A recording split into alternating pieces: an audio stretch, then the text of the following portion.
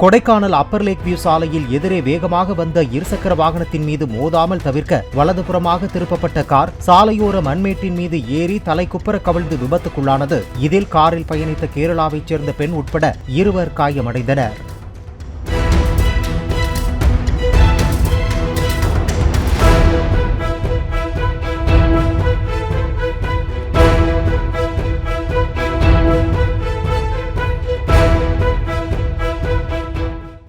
Play store மற்றும் app ஸ்டோரில் இருந்து பாலிமர் செயலியை QR கோடு மூலம் பதிவிறக்கம் செய்யுங்கள்.